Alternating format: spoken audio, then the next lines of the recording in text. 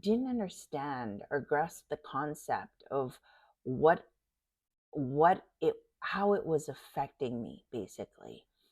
uh, and that in itself is, you know, a very traumatic experience that kind of led me to the path that I went on, to self-destruction, pretty much. And, you know, I'm not proud of what led on after that, but it's what you learn to do to cope and grow and learn from your mistakes to be a better person. So, for this new episode, the topic that I wanted to discuss is on learning how to be vulnerable. And I thought this was a good topic to lead into from, you know, learning about the mindset and lifestyle and behavior that I had brought up. And then I talked about people's busy schedules and how to deal with them, and learning how to meditate, and learning vulnerability. That's a big one. So bear with me. I have my notes in front of me right now.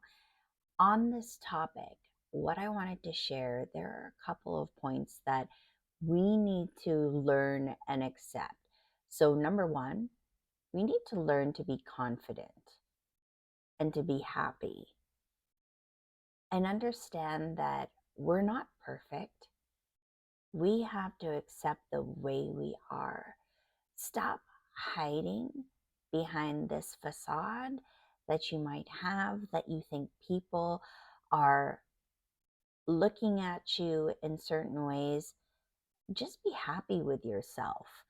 And what people try to do sometimes, and I used to be really guilty of this, is hiding behind emotions. Emotions from maybe traumatic experiences. It could be from life events that happen to you, and what you do in these situations from these experiences. So, to kind of share a story with you, or some instances that I had growing up, and I don't talk about this very often, but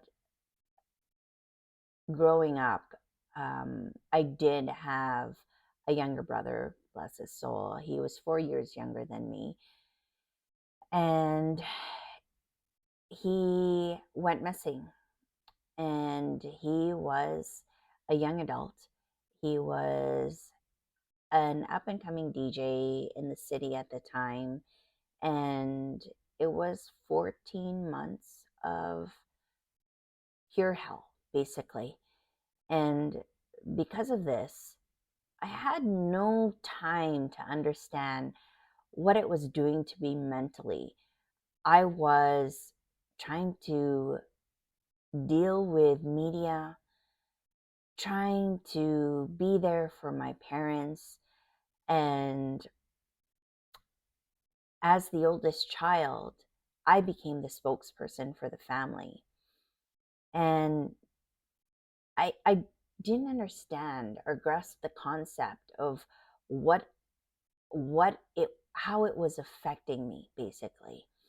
Uh, and that in itself is, you know, a very traumatic experience that kind of led me to the path that I went on, to self-destruction, pretty much. And, you know, I'm not proud of what led on after that, but it's what you learn to do to cope and grow and learn from your mistakes to be a better person. I also had to deal with miscarriages in my life. And for anyone who's gone through this, it's a very painful experience emotionally, even now, sometimes talking about it. Um, to be able to, one, give life, but learn that concept of you're growing this little thing in your body and then suddenly becoming detached from it. You never really learn how to cope with it until you surround yourself with people who have been in the same situation. And in my instance, I grew up in a family, Catholic, Filipino, very traditional, in the sense that as an Asian family, you never really talk about your emotions. And it's not something that, I'm going to fault my parents for. It's just that's the way they were. And speaking of that, growing up in that Filipino family, um, we were always taught, and especially as first generation Filipinos, you have to work hard, be successful. Oh, my parents want me to be a doctor or a lawyer or an engineer or a nurse. Whose Filipino parents don't say that? And there was a lot of pressure and a lot of stress to learn how to be perfect. And in society, growing up as adults, that's sometimes what we carry into, the adulthood, learning how to be perfect. And you know what? As humans, we aren't perfect at all.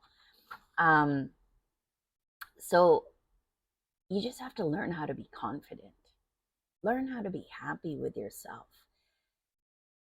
All of these experiences that I had growing up, you know, you learn how to hide your emotions.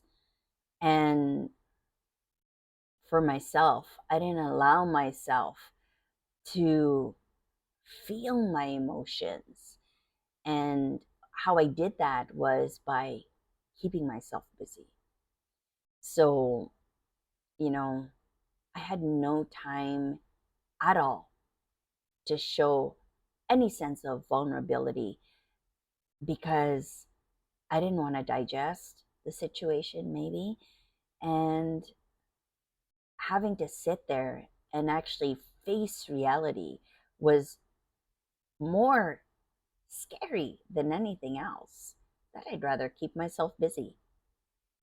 So, having to allow yourself to experience joy, I think, um, for instance, having kids, you know, and because of the instance that happened with my brother for the longest time, I didn't want to have kids. I didn't want to have to be an adult bringing up my child and having the fear of my child going missing. That's some real shit right there. I still have those feelings, but what you have to sit there and realize is I gave birth to two beautiful children.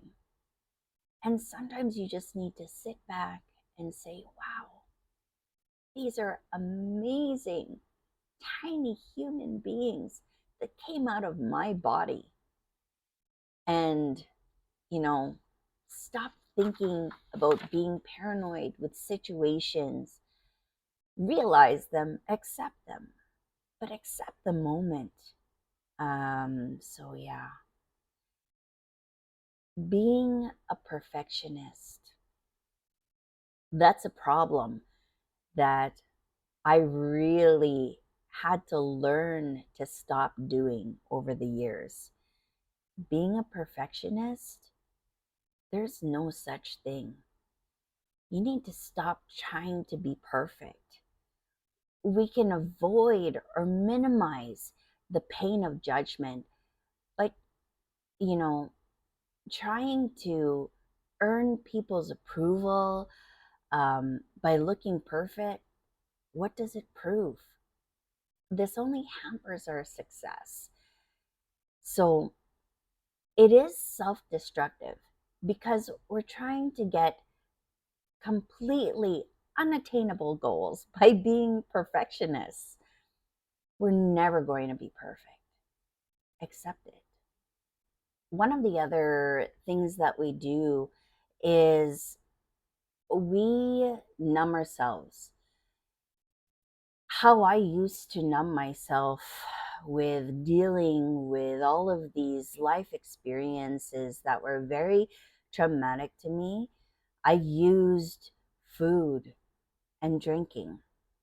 Um, and, you know, whether it's to numb your depression, anxiety, whatever it is, I used food to take my mind off shit that I didn't want to deal with, or after a rough day, came home to have a glass of wine or a glass of gin just to take the ease off.